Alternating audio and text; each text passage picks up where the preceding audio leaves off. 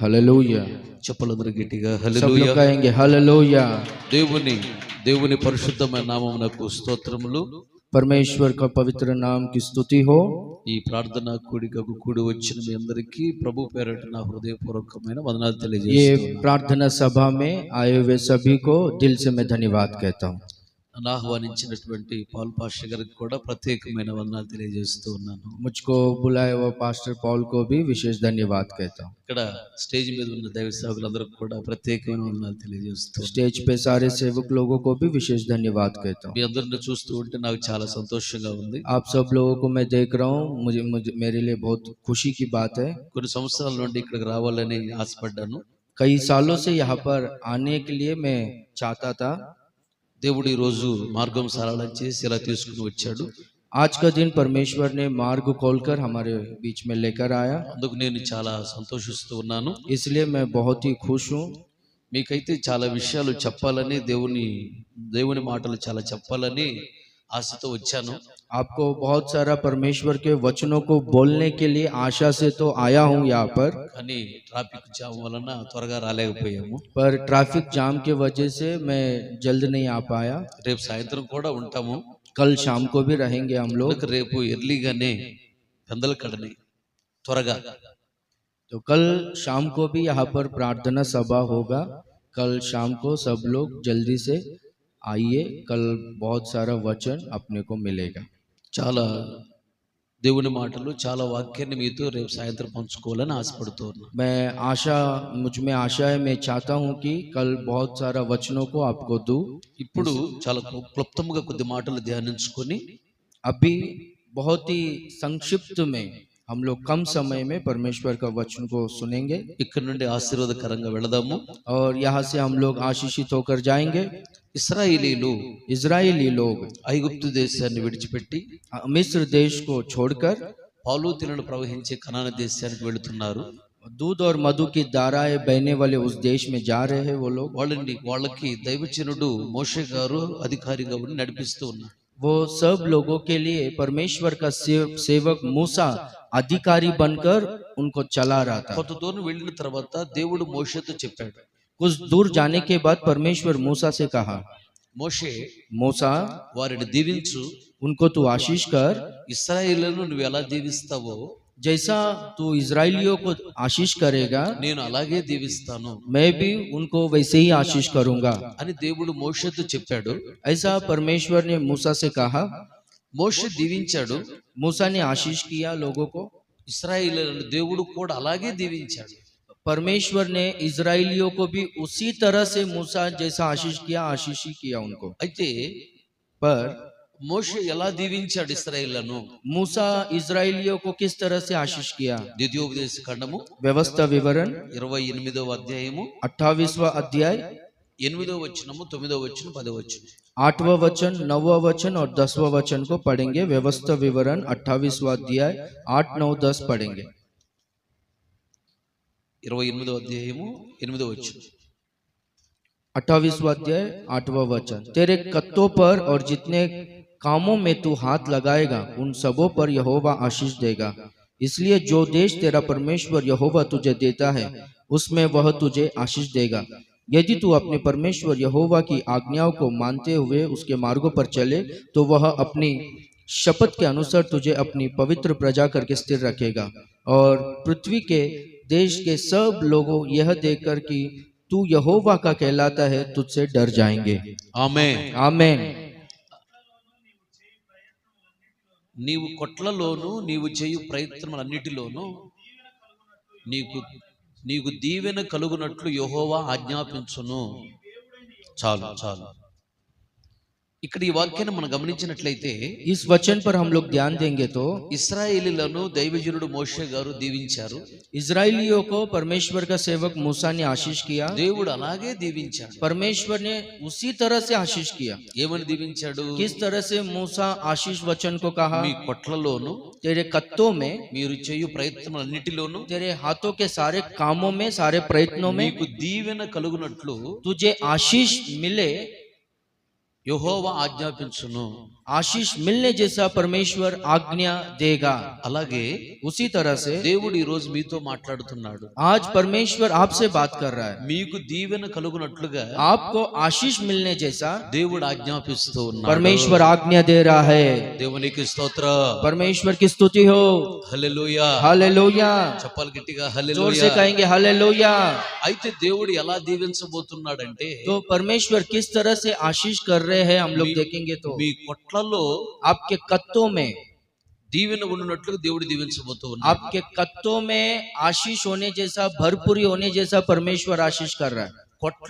కొట్లు అనగా कत्तों यानी ఉదాహరణకి మీ ఇంటిలో उदाहरण के लिए आपके घर में బియ్యం కొరకు ఒక డబ్బా ఉంటుంది, चावल के लिए एक डब्बा रहता है, కందిపప్పు కొరకు ఒక డబ్బా ఉంటుంది, दाल के लिए एक डब्बा रहता है, పెసల కొరకు ఒక డబ్బా ఉంటుంది, और मूंग दाल के लिए डब्बा रहता है, నూనె కొరకు ఒక డబ్బా ఉంటుంది, तेल के लिए डब्बा रहता है, అలాగే చక్కెర కొరకు ఒక డబ్బా ఉంటుంది, और शक्कर के लिए डब्बा रहता है, ఉప్పు కొరకు ఒక డబ్బా ఉంటుంది. नमक के लिए डब्बा रहता है, ఇలా రకరకాల పదార్థాల కొరకు రకరకాల డబ్బాలు ఉన్నాయి. और कई पदार्थों के लिए कई प्रकार का डिब्बे रहते हैं। కానీ అన్ని కలిపి ఒకే డబ్బాలో వేస్తారా మీరు? पर सब मिलाकर एक ही डिब्बे में आप लोग डालोगे क्या? అన్ని కలిపి ఒకే డబ్బాలో వేస్తే सब मिलाकर एक ही डिब्बे में डालेंगे तो అప్పుడు అమ్మగారి ఇంటి దగ్గరే ఉండాలి, అత్తగారి ఇంటి దగ్గర हाँ, तभी सास के घर में रहना नहीं रहेगी, पर माँ के घर पे रहेंगे।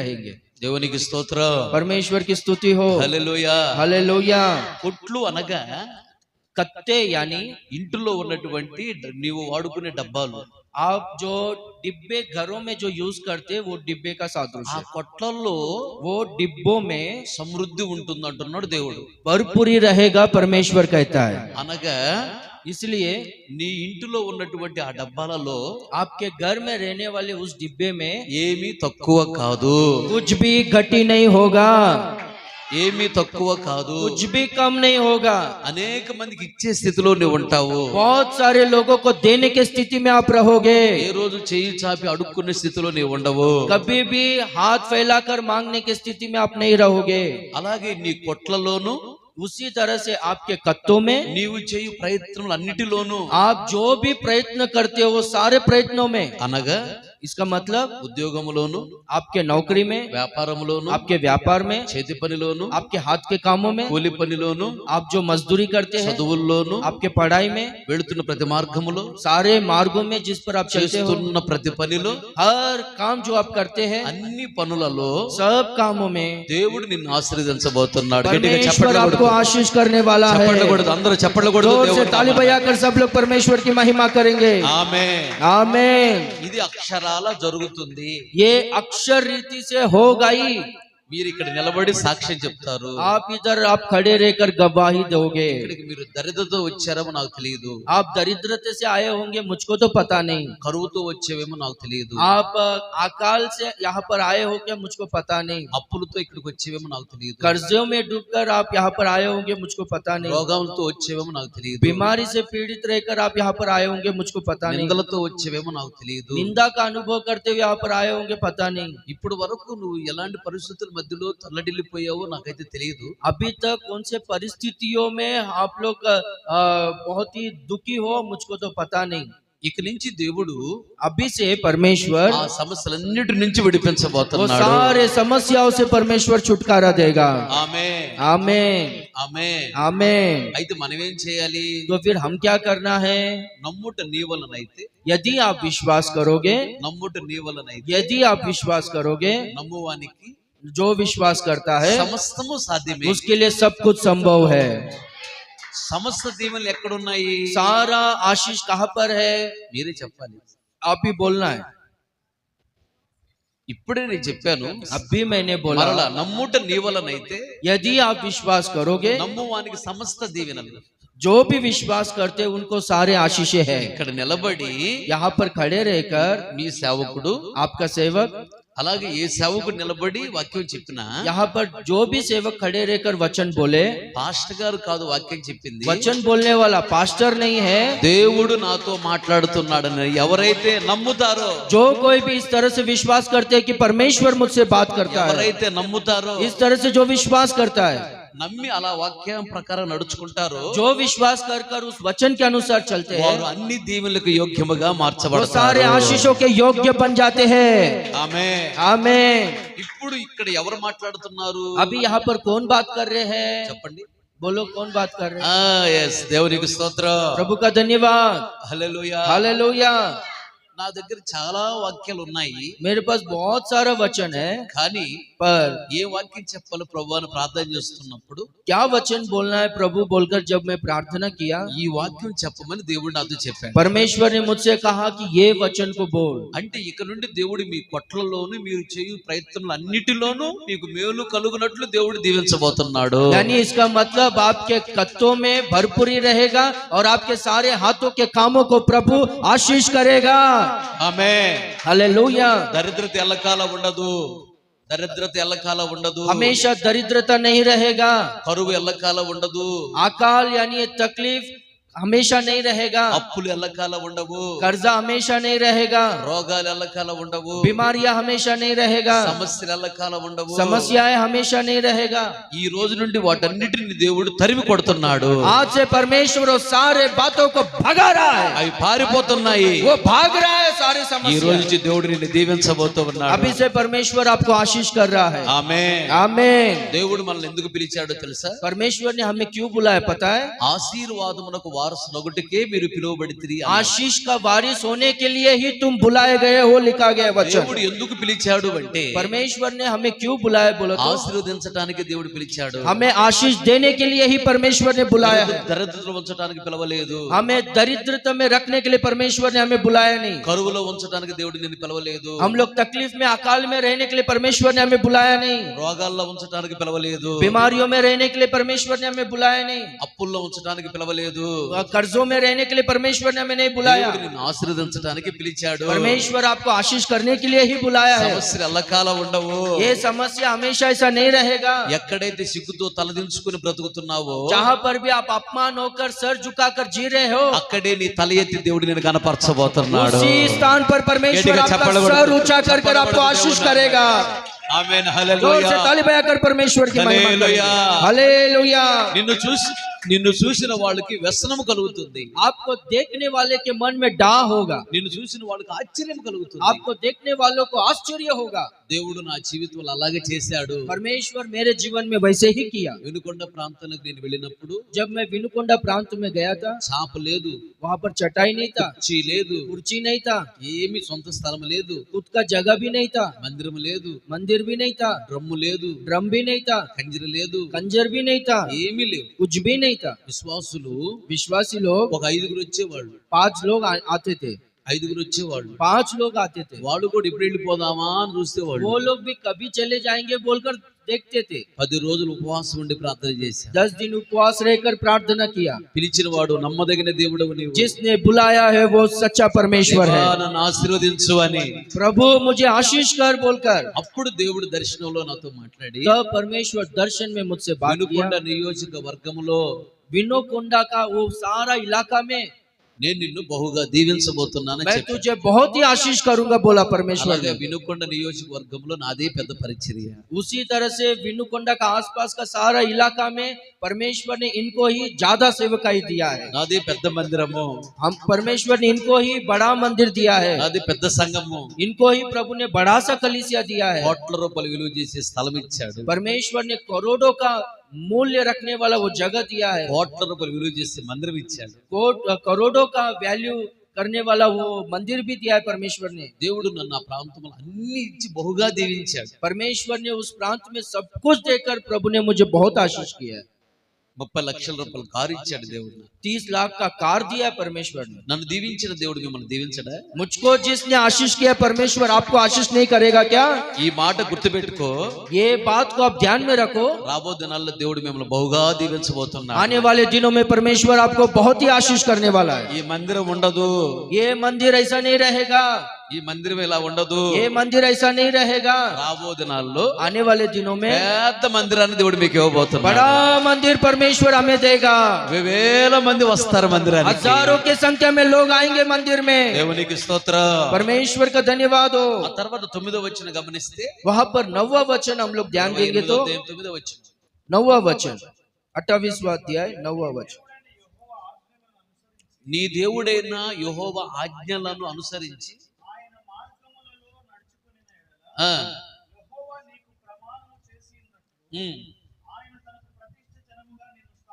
ప్రతిష్ఠిత జనముగా నిన్ను స్థాపించును, భూప్రజలందరూ నీకు భయపడుదురు. చదువు. यदि तू अपने परमेश्वर यहोवा की आज्ञाओं को मानते हुए उसके मार्गों पर चले तो वह अपनी शपथ के अनुसार तुझे अपनी पवित्र प्रजा करके स्थिर रखेगा, और पृथ्वी के देश देश के सब लोग यह देखकर कि तू यहोवा का कहलाता है तुझसे डर जाएंगे। దేవునికి స్తోత్రం. परमेश्वर की स्तुति हो। హల్లెలూయా. हालेलुया। దైవజనుడు మోషే గారు परमेश्वर का सेवक मूसा ఇశ్రాయేలును ఎలా దీవించాడో जैसा इजराइलियों को आशीष वचन दिया, దేవుడు అలాగే దీవించాడు. परमेश्वर ने उसी तरह से आशीष किया। దైవజనుడు మిమ్మల్ని ఎలా దీవిస్తాడో परमेश्वर का सेवक जिस तरह से आपको आशीष మీరు देगा, అలాగే దీవించబడతారు. आप उसी तरह से आशीषित होंगे। అది మర్చిపోకూడదు. वो कभी भी भूलना नहीं चाहिए। సేవకుడికి దేవుడిచ్చిన అధికారం అది. परमेश्वर ने सेवक को दिया हुआ अधिकार वो है। సేవకుని మాటను దేవుడు రూఢిపరచువాడు. परमेश्वर अपना सेवक के बातों को पूरा करता है। సేవకుడు ఒక మాట మాట్లాడితే దేవుడు దాన్ని ఆమేన్ అంటాడు. परमेश्वर का सेवक एक बात बोलेगा तो परमेश्वर उसको आमेन बोलता है। దాన్ని దేవుడు స్థిరపరుస్తాడు. परमेश्वर उसे स्थिर करता है। ఇక్కడ మనం గమనించినట్లయితే यहाँ पर हम लोग देखेंगे तो దైవజనుడు మోషే గారు అంటున్నాడు, परमेश्वर का सेवक मूसा कहता है, యెహోవా నామమున మీరు పిలువబడుట చూచి परमेश्वर का कहलाते हो इसलिए అనేక మంది మీకు భయపడతారు. इसीलिए सब लोग आपसे डरेंगे। అలాగే उसी तरह से ఈ రోజు నువ్వు అప్పులకు భయపడుతున్నావేమో, यदि आप कर्जों से डरते होंगे, రోగాలకు భయపడుతున్నావేమో, बीमारियों से डरते होंगे, దరిద్రతకు భయపడుతున్నావేమో, दरिद्रता से डरते होंगे, కరువుకు భయపడుతున్నావేమో, आप अकाल से तकलीफ से डरते होंगे, నిరుద్యోగ సమస్య ఉందని భయపడుతున్నావేమో, नौकरी नहीं है बोलकर डरते होंगे, సమస్యలు ఉన్నాయని భయపడుతున్నావేమో, समस्या है बोलकर डरते होंगे, సాతానికి భయపడుతున్నావేమో, शैतान को डरते होंगे, సాతాను సంబంధమైన మనుషులకు నువ్వు భయపడుతున్నావేమో. शैतान के लोगों से डरते होंगे। ఇక నుంచి ఏం జరగబోతుందో తెలుసా? अभी से क्या होने वाला है मालूम है? దేవుడు నీ ముందు నడుస్తున్నాడు. परमेश्वर आपके आगे आगे चलता है। దేవుడు నీ ముందు నడుస్తున్నాడు. परमेश्वर आपके आगे आगे चल रहा है। కనుక इसीलिए నువ్వు భయపడవలసిన అవసరం లేదు. आप डरने का जरूरत नहीं है। సాతాను నీకు భయపడి పారిపోతాడు. शैतान आपको डर कर वो भाग जाएगा। నిన్ను బెదిరిస్తున్న మనుషులు, సాతాను సంబంధమైన మనుషులు నీకు భయపడి పారిపోతారు.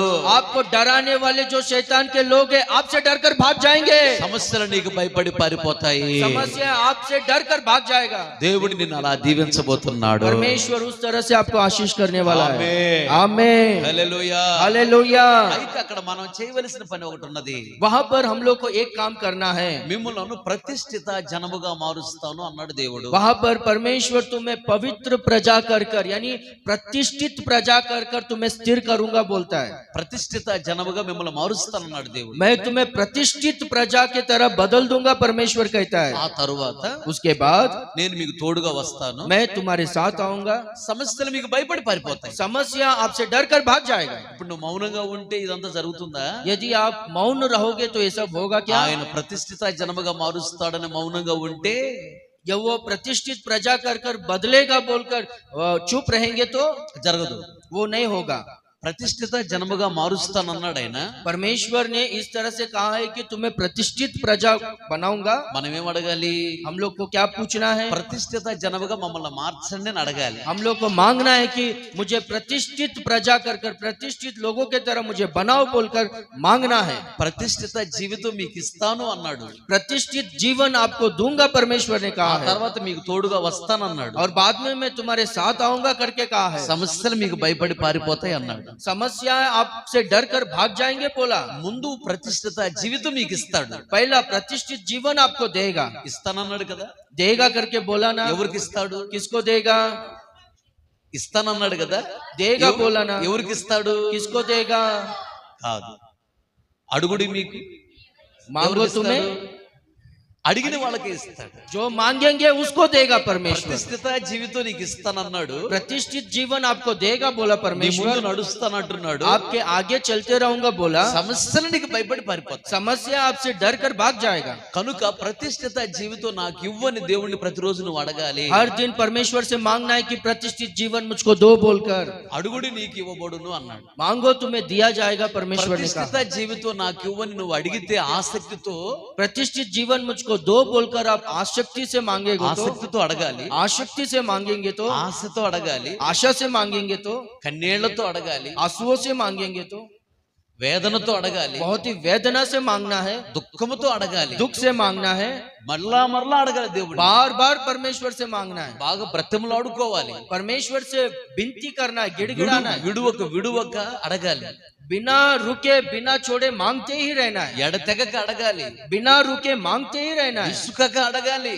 बिना कंटालाए मांगते ही रहना है। ఏం అడగాలి? क्या मांगना है?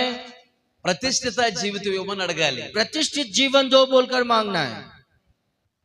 కనుక ప్రతిష్ఠిత జీవితం అని అడగాలి. అడిగితేనే దేవుడు ఇస్తాడు. तो इसलिए प्रतिष्ठित जीवन दो बोलकर मांगना है, जो मांगेंगे उनको मिलेगा। మరి ప్రతిష్ఠిత జీవితం అంటే ఏంటి? तो प्रतिष्ठित जीवन यानी क्या? ప్రతిష్ఠిత జీవితం అంటే ఒకటి प्रतिष्ठित जीवन यानी पहला పరిశుద్ధమైన జీవితం, पवित्र जीवन, రెండోది दूसरा ప్రత్యేకమైన జీవితం. विशेष जीवन। దీనిని ప్రతిష్ఠిత జీవితం అంటారు. इसको प्रतिष्ठित जीवन कहते हैं। ప్రతిష్ఠిత జీవితం నాకు ఇవ్వని అడగాలి. प्रतिष्ठित जीवन मुझको दो मांगना है, ఒకటి పరిశుద్ధమైన జీవితము, पहला पवित्र जीवन రెండోది ప్రత్యేకమైన జీవితం. और दूसरा एक विशेष जीवन। ఇది చాలా ప్రాముఖ్యమైనది. ये बहुत ही महत्व की बात है। ఉదయం లేచిన దగ్గర నుంచి ప్రతి ఒక్కరు सुबह उठते ही सब लोग నన్ను దీవించు దీవించు అని అడుగుతారే కానీ सब लोग मुझे आशीष करो बोलकर ही मांगते हैं, पर పరిశుద్ధమైన జీవితం ప్రత్యేకమైన జీవితం యోగుని అడగరు.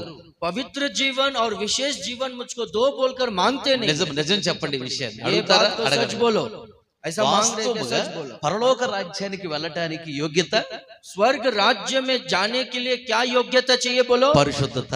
पवित्रता। పరిశుద్ధత లేనివాడు పరలోక రాజ్యానికి बिना पवित्रता का कोई भी स्वर्ग राज्य में जा नहीं सकता। దేవునికి స్తోత్ర. परमेश्वर का धन्यवाद हो। ఎవరైనా ఇద్దరు పిల్లలు ఇలా రండి. दो जन త్వరగా త్వరగా. బ్రదర్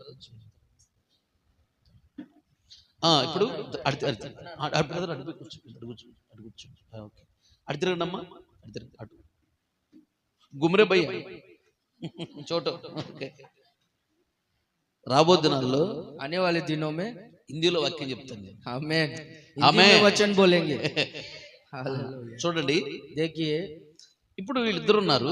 अभी ये दो लोग हैं। వీళ్ళిద్దరులో నువ్వు కూర్చోమ్మా. నువ్వు బాబు నువ్వు రా. బాబు పాప నువ్వు కూర్చో.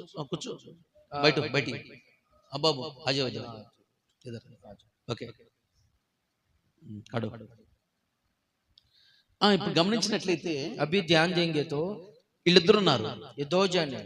ఈయన మనసు మార్చుకున్నాడు, ये मन फिराया है, బాప్తిసం తీసుకున్నాడు, ये बपतिस्मा लिया है, ప్రతిరోజు ప్రతి ఆదివారం మందిరానికి వెళ్తాడు, हर संडे चर्च को जाता है, వాక్యాన్ని వింటాడు, वचन सुनता है, వాక్యానుసారంగా బ్రతుకుతాడు. वचन के अनुसार जीता है। రెక్కాడితేనే ये जो यदि काम करेगा तो డొక్కాడుతుంది. वो जीवित रहेगा, లేకపోతే తినటానికి లేదు, नहीं तो खाने के लिए नहीं, ఉండటానికి లేదు, रहने के लिए नहीं, కట్టుకోవటానికి లేదు. पहनने के लिए नहीं, అయినా फिर भी దేవుడు ఒక రోజు దీవిస్తాడని परमेश्वर एक दिन आशीष करेगा बोलकर ప్రతి ఆదివారం మందిరానికి వెళ్తాడు, हर संडे चर्च को जाता है, ప్రతిరోజు బైబిల్ చదువుతాడు, हर दिन बाइबल पढ़ता है, ప్రతిరోజు ప్రార్థన చేస్తాడు, हर दिन प्रार्थना करता है, పరిశుద్ధంగా ఉంటున్నాడు. पवित्रता से रहता है, కానీ పేదరికంలో ఉన్నాడు. पर गरीबी में है। ఇప్పుడు ఈయనున్నాడు, पर वो अभी ये है, భూలోకముల బంగారం అంతా ఈయనదే, दुनिया का सारा सोना इसका ही है, భూలోకముల డబ్బులన్నీ ఈయనవే, पूरा दुनिया का सारा पैसा इसी का ही है, భూలోకముల ఆస్తులన్నీ ఈయనవే. और दुनिया का सारा प्रॉपर्टी संपत्ति इसी का ही है। కానీ యేసు ప్రభు దేవుడు నమ్మడు, पर यीशु परमेश्वर है बोलकर विश्वास नहीं करता, మనసు మార్చుకోలేదు, ये मन नहीं बदला, బాప్తిసం తీసుకోడు, बपतिस्मा नहीं लिया, నేనే దేవుడిని అంటున్నాడు, ये बोलता है कि मैं ही परमेश्वर हूँ, ఆదివారం చర్చికి వెళ్ళడు, संडे चर्च नहीं जाता है, బైబిల్ చదవడు, बाइबल नहीं पढ़ता है, ప్రార్థన చేయడు, प्रार्थना नहीं करता है, నేనే దేవుణ్ణి मैं ही ईश्वर हूँ बोलता है, అని అంటున్నాడు. ऐसा वो कहता है। ఈయనకి పరిశుద్ధత లేదు, इसको पवित्रता नहीं है, కానీ వజ్రాలన్నీ ఈయనవే, पर पूरा मोतिया इसका ही है, భూలోకముల బంగారం అంతా ఈయనదే, दुनिया का सारा सोना इसी का ही है, భూలోకములో డబ్బులన్నీ ఈయనవే, तो दुनिया का सारा पैसा इसी का ही है। పరిశుద్ధత లేదు, पवित्रता नहीं है, ఈయనకి ఏమీ లేదు, పేదవాడు ये गरीब है, इसके पास कुछ भी नहीं है, పరిశుద్ధంగా ఉంటున్నాడు. पर ये पवित्रता से रह रहा है। వీళ్ళిద్దరిని యేసయ్య పిలిచాడు. ये दोनों को यीशु ने बुलाया। వీళ్ళిద్దరిలో పరలోక రాజ్యం ఎవరికి ఇస్తాడు? अब ये दोनों में स्वर्ग राज किसको देगा? ఎవరికి ఇస్తాడు? बोलो किसको देगा? అందరూ చెప్పండి. ఈయనకేనా? सब लोग बोलो किसको मिलेगा स्वर्ग? ఈయనక?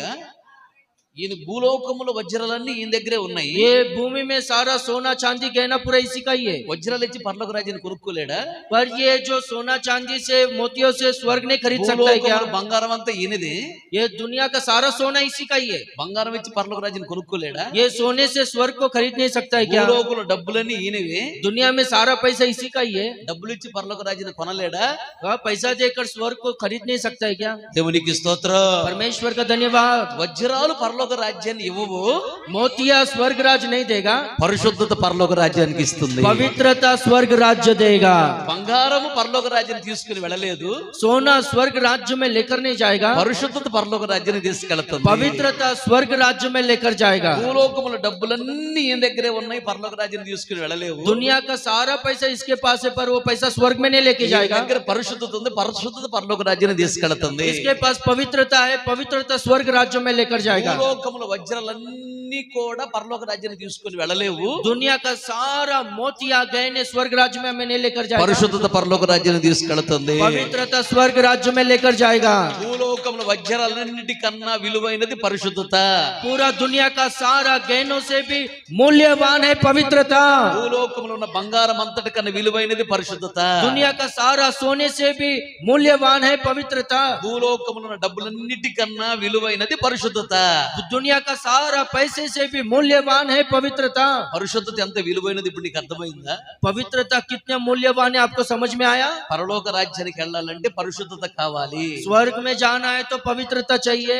డబ్బులు పెట్టి పరలోక రాజ్యాన్ని కొనలేము, पैसे से स्वर्ग राज को खरीद नहीं सकते, బంగారం పెట్టి పరలోక రాజ్యాన్ని కొనలేము, सोने से स्वर्ग राज्य को खरीद नहीं सकते, వజ్రాలు పెట్టి పరలోక రాజ్యాన్ని కొనలేము, मोतियों से स्वर्ग राज्य खरीद नहीं सकते, అందాన్ని చూసి పరలోక రాజ్యం ఇవ్వడు, सुंदरता से स्वर्ग राज्य नहीं मिलता है, అలాగే చదువును బట్టి పరలోక రాజ్యం ఇవ్వడు, उसी तरह से पढ़ाई से अपने को स्वर्ग राज्य नहीं मिलता है, కులాన్ని బట్టి పరలోక రాజ్యం ఇవ్వడు, कुल से जाति से स्वर्ग राज्य नहीं मिलता है, పరిశుద్ధతను బట్టే పరలోక రాజ్యం ఇస్తాడు. पवित्रता के द्वारा ही स्वर्ग राज्य मिलता है। కనుక పరిశుద్ధమైన జీవితం నాకు ఇవ్వని ప్రతిరోజు దేవుణ్ణి బ్రతిమలాడుకోవాలి. इसलिए पवित्र जीवन दो बोलकर हर दिन परमेश्वर से विनती करना है, गिड़गिड़ाना है परमेश्वर के सामने।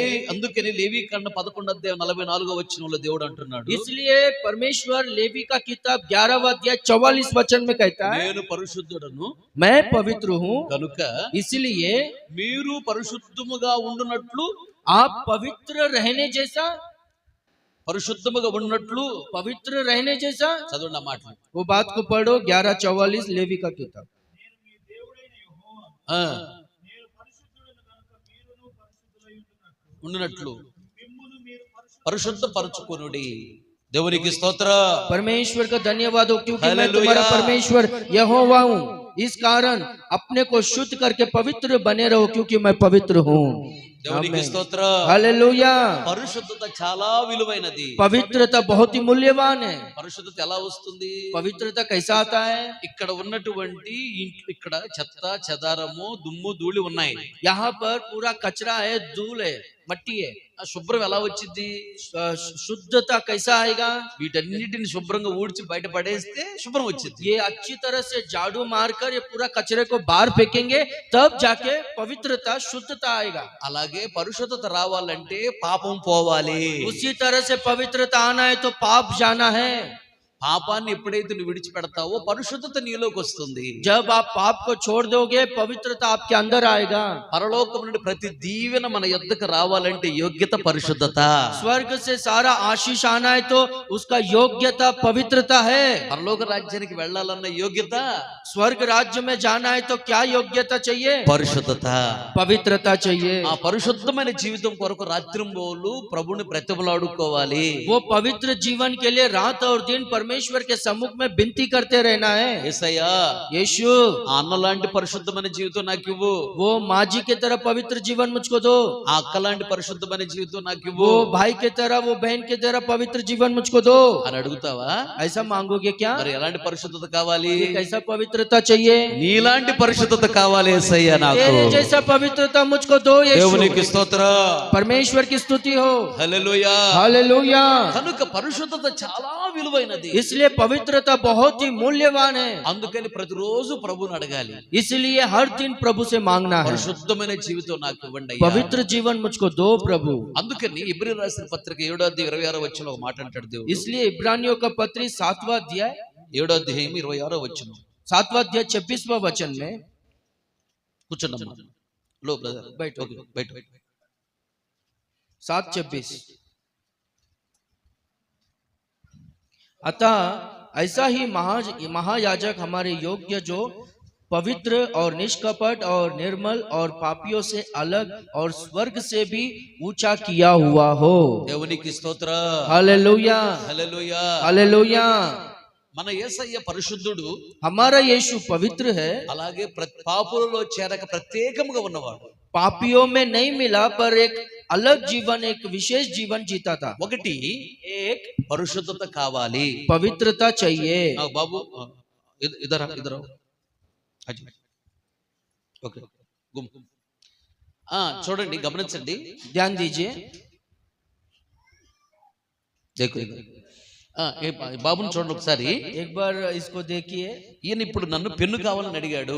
अभी ये मुझसे पेन मांगा है, పెన్ను ఇవ్వాలనుకుంటున్నాను. मैं देना चाहता हूँ पेन। ఆయన తీసుకోవాలనుకుంటున్నాడు. वो लेना चाहता है पेन। వాచ్ ఇవ్వాలనుకుంటున్నాను. वॉच देना चाहता हूँ, తీసుకోవాలనుకుంటున్నాడు ఆయన. वो भी लेना चाहता है वॉच। ప్లాస్టిక్ వాచ్ వద్దనుకుంటున్నావు ఏంటి? प्लास्टिक वॉच नहीं चाहिए बोलता है क्या? వద్దా, కావాలా? चाहिए कि नहीं ఇది बोल? Apple watch. అలాగే సెల్ ఫోన్ కావాలని అడిగాడు. కావాలా వద్దా? सेल फोन चाहिए बोलकर मांग रहा है, కావాలా వద్దా? चाहिए कि नहीं फोन? వద్దా? नहीं चाहिए बोलता। మంచి పిల్లడు, అసలు సెల్ ఫోన్ వద్దన్నాడు. నిన్నే చూసాను నేను, ఎందుకు ఎవరు చూడలేదు. बहुत ही अच्छा लड़का है, सेल फोन नहीं सेल चाहिए फोन बोलकर कावाला- दुनिया में एक ही लड़के को देख रहा है। నేను కూడా ఇవ్వాలనుకుంటున్నాను. मैं भी देना चाहता हूँ। అయితే ఇప్పుడు ఏం జరుగుతుంది? अभी क्या हो रहा है? ఆయనకి నాకు మధ్యలో 10 గోడలు అడ్డుగా ఉన్నాయి. उसके और मेरे बीच में 10 दीवार खड़े हैं। 10 గోడల అవతల ఆయన ఉన్నాడు, 10 दीवारों के उस पर वो है, 10 గోడల అవతల యువతలు నేనున్నాను. 10 दीवारों के इस पार मैं हूँ। తీసుకోవాలని ఆయనకుంది, लेना है बोलकर उसको है, ఇవ్వాలని నాకుంది. और देना है बोलकर मुझको भी है। నేను ఇవ్వలేను, मैं दे नहीं सकता हूँ, ఆయన తీసుకోలేడు. वो भी ले नहीं सकता है। ఎందుకని? क्यों? మా ఇద్దరి మధ్యలో 10 అడ్డు గోడలు ఉన్నాయి. क्योंकि हमारे बीच में दीवारें हैं जो हमको रोकता है। ఇప్పుడు 10 అడ్డు గోడల్లో 9 గోడలు కష్టపడి పడగొట్టేశాడు. अभी वो मेहनत कर कर प्रयास कर कर 9 दीवारों को नीचे गिरा दिया। ఎన్ని గోడలు ఉన్నాయి? अभी और कितना दीवार है? ఒక గోడ ఉంది. और कितना दीवार है बोलो? మరి एक दीवार बचा। మరి ఒక గోడ అవతల ఆయన ఉన్నాడు, యువతలు నేను ఇవ్వన్నాను. నేను ఇవ్వగలనా? अभी फिर भी एक दीवार बचा है, तो इस पार मैं हूँ किसको और उस गलत तरफ वो है, मैं दे सकता हूँ क्या? वो ले सकता है क्या? ఇవ్వలేను, తీసుకోలేడు. नहीं ले सकता हूँ, नहीं दे सकता हूँ। ఆ ఒక్క గోడ పడగొడితే ఈయన, और वो दीवार भी वो गिरा देगा तो అప్పుడు నేను ఇవ్వగలను, तभी मैं दे सकता हूँ తీసుకోగలడు. और वो ले सकता है। ఇప్పుడు మా ఇద్దరి మధ్యలో గోడలు లేవు, अभी పడిపోయి. अभी हमारे बीच में वो दीवार नहीं है, पटको, नीचे पटको। गिर गया है। నేను ఇస్తున్నాను, अभी मैं दे रहा हूँ, ఇదిగో నేను ఇస్తున్నాను, अभी मैं दे रहा हूँ ఆయన తీసుకోగలడు. और वो ले रहा है। దేవునికి స్తోత్రం, परमेश्वर का చెప్పాలి धन्यवाद గట్టిగా, हो। హల్లెలూయా. हालेलुया। మళ్ళీ మర్చిపోతానేమోనని. नहीं, मैं फिर से भूल गया तो फिर కనుక అలాగే उसी तरह से ఏంటి గోడలు? ये दीवारें क्या है? రక్షింపనేరుకుడినట్లు యెహోవా హస్తము కొరచ కాలేదు, बचा नहीं सकने जैसा परमेश्वर का हाथ छोटा नहीं हुआ है, విననేరుకుడినట్లు ఆయన చెవులు మందము కాలేదు. वो नहीं सुन सके ऐसा वो बहरा नहीं है। మీ దోషములు आपका दोष మీకును आपके మీ దేవునికిని आपके परमेश्वर के మధ్య అడ్డముగా వచ్చెను, आपके बीच में दीवार की तरह खड़ा है, ఆయన ముఖమును మరుగుపరచెను అన్నాడు. और उनका चेहरा छिपा दिया है, वो दीवार बोल के लिखा गया। రక్షింప నేరుకున్నట్లు అని యెహోవా హస్తము కొరచ కాలేదు. वो बचा नहीं सका, वैसा उसका हाथ छोटा नहीं किया गया है। నిన్ను ఆశీర్వదించలేకపోవటానికి దేవుడు పిసినారోడేం కాదు. आपको आशीष नहीं करने जैसा परमेश्वर कुछ कंजूस व्यक्ति नहीं है। నీ ప్రార్థన వినలేకపోవటానికి దేవుడు సివిటివాడు కాదు. आपका प्रार्थना नहीं सुनने जैसा परमेश्वर बहरा नहीं है। అంటే నీ ప్రార్థన విన్నాడు, आपका प्रार्थना सुना है, నీకు ఆశీర్వాదం పంపాడు. आपको आशीष भेजा है। నువ్వెందుకు దీవెన పొందలేకపోతున్నావో తెలుసా? आप क्यों आशीष नहीं पा रहे हो? कारण क्या है నీవు मालूम है? చేసినటువంటి పాపాలు దేవునికి నీకు మధ్య అడ్డు గోడలుగా వచ్చాయి. आपने जो पापों को किया है, आपके और परमेश्वर के बीच में दीवार के समान खड़ा हुआ है। 10 పాపాలు ఈయనలో ఉంటే यहाँ पर इनमें 10 पाप है तो ఈయనకి దేవునికి మధ్య 10 అడ్డు గోడలు ఉంటాయి. इनके और परमेश्वर के बीच में 10 दीवारें हैं। 10 పాపాల్లో 9 పాపాలు ఇడిచిపెట్టాడు, 10 पापों में 9 पाप को छोड़ दिया, ఒక్క పాపం ఉంచుకున్నాడు ఈయనలో. एक पाप इसमें रख लिया है। అనగా దేవునికి ఈయనకి మధ్య ఇప్పుడు ఎన్ని గోడలు ఉన్నాయి? यानी परमेश्वर इनके बीच में कितना दीवार है? ఒక్క గోడ ఉంది. एक दीवार है। అందుకనే ఈయనకి దీవెన రావట్లేదు. इसलिए इसको आशीष नहीं आ रहा है। బాప్తిసం తీసుకుని 10 సంవత్సరాలు, बाप्तिस्मा लेकर 10 साल हुआ है, బాప్తిసం తీసుకుని 5 సంవత్సరాలు, बाप्तिस्मा लेकर 5 साल हुआ है, బాప్తిసం తీసుకుని 20 సంవత్సరాలు, बाप्तिस्मा लेके 20 साल हुआ है, దశంభాగం ఇస్తున్నాడు, दशमांश देता है, కానుకిస్తున్నాడు, दान देता है పరిచర్య చేస్తున్నాడు, और सेवकाई में भी है, బైబిల్ చదువుతున్నాడు, बाइबल पढ़ता है, ప్రార్థన చేస్తున్నాడు, प्रार्थना कर रहा है, ప్రతి ఆదివారం మందిరానికి వస్తున్నాడు. हर रविवार चर्च को आता है, దీవెన లేదు. पर आशीष नहीं है। ఎందుకని? क्यों? ఒక పాపం ఉంచుకున్నాడు, एक पाप अपने में रख लिया है। ఆ పాపం ఇప్పుడు ఏం చేస్తుంది? वो पाप क्या कर रहा है? దేవునికి ఈయనకి మధ్య परमेश्वर और इसके बीच में అడ్డు గోడగా ఉంది ఆ పాపం. ये बीच में रहने वाला दीवार है। ఆ जो పాపాన్ని ఎప్పుడైతే ఈయన విడిచిపెడతాడో, जब वो पाप को ये छोड़ देगा, దేవునికి ఈయనకి మధ్య ఉన్న అడ్డు గోడలు जब वो पाप को छोड़ देगा, परमेश्वर और इसके बीच में जो दीवारें हैं కూలిపోతాయి. वो नीचे गिर जाएंगे। దేవునికి ఈయనకి మధ్య గోడలు ఇంకా ఏమి?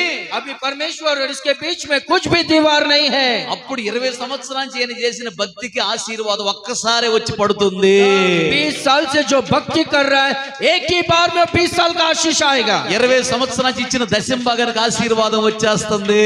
20 साल से दशमांश दे रहा है ना, वो 20 साल का दशमांश का आशीष एक ही बार में आ जाएगा। 20 సంవత్సరాల నుంచి ఈయన చేసే పరిచర్యకి దీవెన ఒక్కసారి వచ్చేస్తుంది. 20 साल से कलीसिया में जो सेवा किया है, वो आशीष एक ही बार में आ जाएगा। 20 సంవత్సరాల నుంచి ఈయన చేసిన ప్రార్థనకు ఆశీర్వాదం ఒకేసారి వచ్చేస్తుంది. 20 साल से प्रार्थना किया है, वो आशीष एक ही बार में आ जाएगा। 20 సంవత్సరాల నుంచి దేవుని కొరకు ఈయన పడిన కష్టానికి ప్రతిఫలం ఒక్కసారి వచ్చేస్తుంది మొత్తము. 20 साल से परमेश्वर के लिए जो इसने प्रयास किया है, वो आशीष एक ही बार में आ जाएगा। కనుక తప్పు దేవునిది కాదు, तो इसलिए गलती परमेश्वर का नहीं है, సేవకులది కాదు, सेवक का गलती नहीं है। పాపాన్ని విడిచిపెట్టి పరిశుద్ధంగా బ్రతకాలి.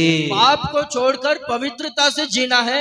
పాపాన్ని విడిచిపెట్టి పరిశుద్ధమైన జీవితం నాకు ఇవ్వని దేవుణ్ణి అడగాలి. पाप को छोड़कर पवित्र जीवन मुझको दो बोलकर परमेश्वर से मांगना है। ఒక్క పాపము నీలో ఉన్నా దేవునికి నీకు మధ్య అది అడ్డు గోడగా ఉంటుంది. एक पाप भी आप में रहेगा तो परमेश्वर और आपके बीच में एक दीवार के समान खड़ा रहेगा। కనుక గోడ అవతల నువ్వు ఉన్నావు, గోడ అవతల దేవుడు ఉన్నాడు. इसलिए दीवार के उस पार परमेश्वर है, दीवार के इस पार और आप है। సేవకులమైన మేమైనా, सेवक लोग हम लोग, విశ్వాసులని మీరైనా, विश्वासी आप लोग, పాపము మనలో ఉంటే, पाप यदि हम में रहेगा तो, ఒక పాపం మనలో ఉంటే एक पाप हमारे में रहेगा तो దేవునికి మనకి మధ్య ఒక గోడ అడ్డుగా ఉంటుంది. परमेश्वर और हमारे बीच में एक दीवार बीच में खड़ा रहेगा। దీవెనలు పొందలేము, పరలోక రాజ్యానికి వెళ్ళలేము. आशीष नहीं पा सकते, स्वर्ग में भी नहीं जा सकते। అందుకని దేవునికి మనకి మధ్య ఎప్పుడు అడ్డు గోడ, इसलिए परमेश्वर और हमारे बीच में दीवार नहीं होना चाहिए। అడ్డు గోడనే పాపం ఉండకూడదు. जो दीवार है, जो रोकता है आशीष को, वो पाप नहीं रहना चाहिए। ప్రతి చిన్న పాపాన్ని ఒప్పుకొని విడిచిపెట్టి చేయనని తీర్మానం చేసుకోవాలి. हर छोटा पाप को हम लोग परमेश्वर के सम्मुख में पश्चाताप कर उसे छोड़ देना है। పరిశుద్ధమైన జీవితం నాకు ఇవ్వని అడగాలి. पवित्र जीवन मुझको दो बोलकर मांगना है। ప్రతిష్ఠిత జీవితం మీకు ఇస్తానంటున్నాడు. परमेश्वर कहता है मैं तुम्हें प्रतिष्ठित जीवन दूंगा, మీ ముందు నేను నడుస్తానంటున్నాడు. मैं आपके आगे चलूंगा कहता है। మీ ముందు నడుస్తానంటున్నాడు. मैं आपके आगे चलूंगा कहता है, ఏం జరుగుతుంది? क्या होता है? సమస్యలు భయపడి పారిపోతాయి. समस्याएं डर कर भाग जाएंगे. దేవునికి స్తోత్ర. परमेश्वर का धन्यवाद हो. చెప్పాలి గట్టిగా जोर హల్లెలూయా. से कहेंगे हालेलुया, హల్లెలూయా. हालेलुया. కింద ఒక్క మాట ఉంది, చెప్పి నేను ముగిస్తాను. రేపు చాలా విషయాలు మాట్లాడుకుందాం మనం. कल आप भी नीचे एक वचन है वो बोलकर मैं समाप्त करूंगा. कल बहुत सारा वचनों को ध्यान करेंगे. ప్రతిష్ఠిత జీవితం ఇస్తానంటున్నాడు. पवित्र जीवन परमेश्वर, प्रतिष्ठित जीवन परमेश्वर देगा సమస్యలన్నీ कहता है. భయపడి నీకు పారిపోతాయి. सारा समस्याएं आपसे डर कर भाग जाएंगे. అయితే ప్రతిష్ఠిత జీవితం అంటే ఏంటి? ఒకటి यानी पवित्र जीवन, प्रतिष्ठित जीवन यानी क्या? పరిశుద్ధమైన జీవితము. प्रतिष्ठित जीवन यानी उसमें पहला पवित्र जीवन.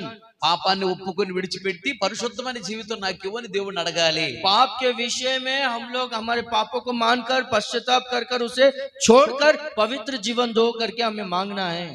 అలాగే उसी तरह से ప్రత్యేకమైన జీవితము కోసం ప్రయాసపడాలి. एक विशेष जीवन के लिए हम लोग प्रयास करना है. ప్రత్యేకమైన జీవితం నాకు ఇవ్వని దేవుణ్ణి అడగాలి. एक विशेष जीवन मुझको दो, हम लोग परमेश्वर से मांगना है. ప్రత్యేకమైన జీవితం అంటే ఏంటి? विशेष जीवन यानी क्या? సముద్రములో చేపలు ఉంటాయి.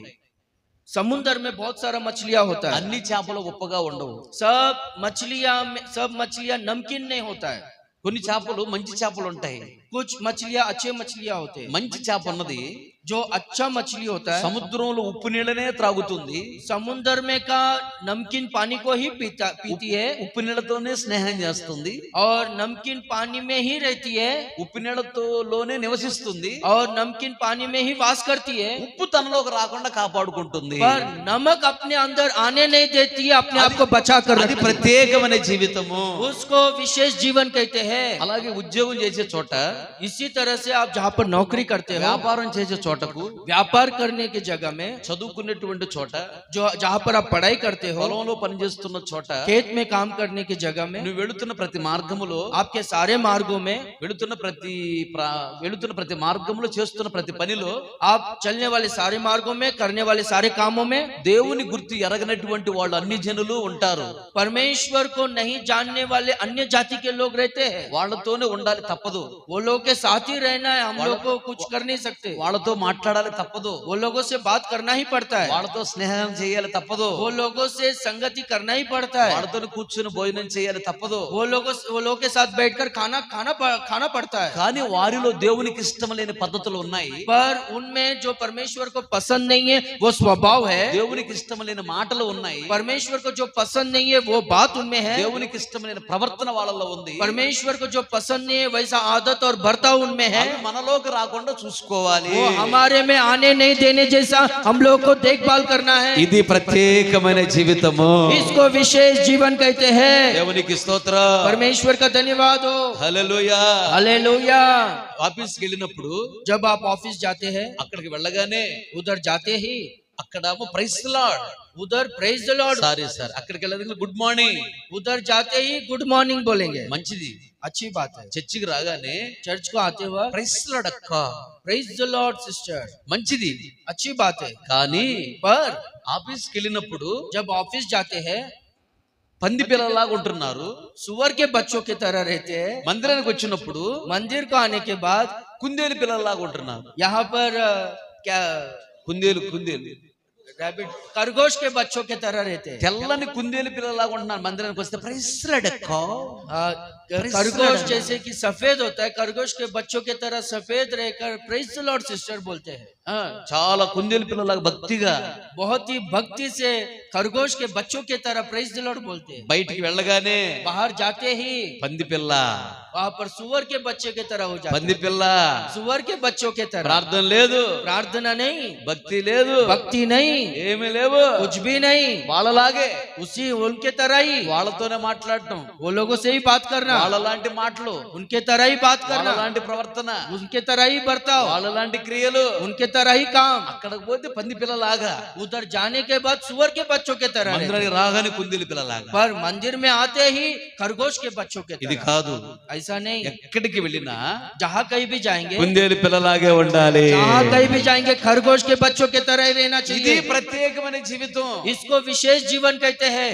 యేసయ్య यीशु పాపులతోనే ఉన్నాడు. पापियों के साथ में ही था, పాపులతోనే తిన్నాడు, पापियों के साथ में ही खाना खाया, పాపులు ప్రక్కనే పడుకుని నిద్రపోయాడు, पापियों के बाजू में ही सोया। వారిలో ఉన్న పాపం యేసులో రాకుండా కాపాడుకున్నాడు। वो लोगों में का पाप यीशु मसीह अपने में आने नहीं दिया, अपने आप को बचा कर रखा। ఇది ప్రత్యేకమైన జీవితము। ये विशेष जीवन कहते हैं। అందుకని इसलिए ఆకాశములో పరలోకములో ఉన్న వారి కంటే, स्वर्ग में जो रहते हैं उनसे भी, కింద పాతాళంలో ఉన్న వారి కంటే, जो नरक में अधोलोक में रहते हैं उनसे भी, భూమి మీద ఉన్న వారందరి కంటే, जो पृथ्वी में रहते हैं वो सब लोगों से भी యేసయ్య ఒక్కడే గొప్పవాడయ్యాడు। यीशु अकेला ही महान हुआ। దేవునికి స్తోత్ర, परमेश्वर का धन्यवाद हो। హల్లెలూయా। हालेलुया। అలాగే उसी तरह से నువ్వు వెళుతున్న ప్రతి మార్గములో, आप जाने वाले हर मार्गों में, చేస్తున్న ప్రతి పనిలో, काम करने वाले हर काम में, అక్కడ ఉన్న వాళ్ళందరికంటే वहां पर रहने वाले सब लोगों से भी దేవుడు నిన్ను గొప్పగా దీవించాలని ఆశపడుతున్నాడు। परमेश्वर आपको बहुतायत रीति से आशीष करना है चाहता है। ఆమేన్। हालेलुया।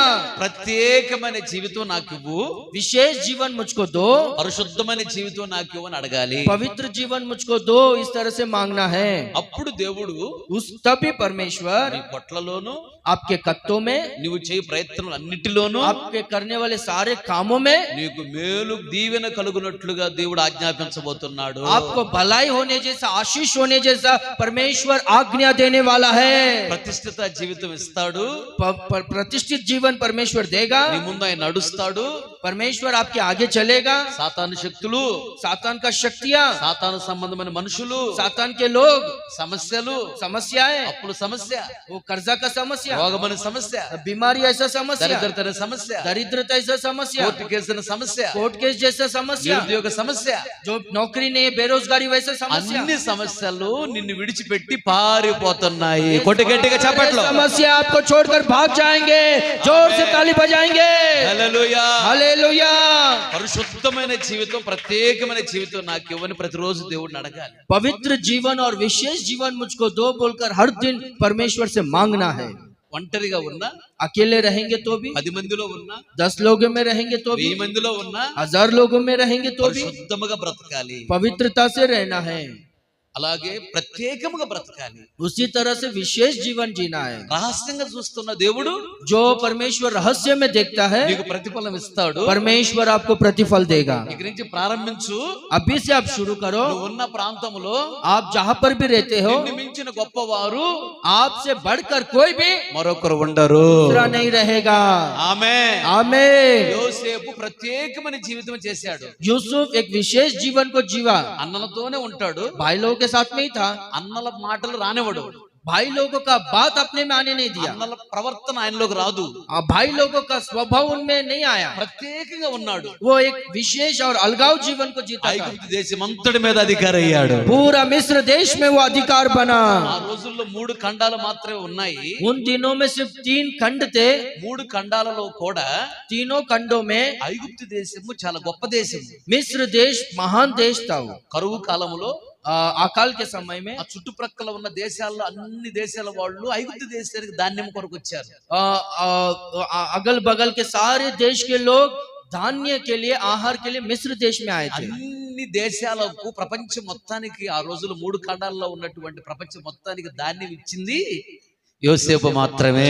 ये दुनिया भर में सारा देशों में 3 खंडों में रहने वाले सारे देशों को आहार दिया यूसुफ ही। యోసేపు పరిశుద్ధుడు, ప్రత్యేకమైన జీవితం చేసినవాడు। यूसुफ पवित्रता और विशेष जीवन को जिया था।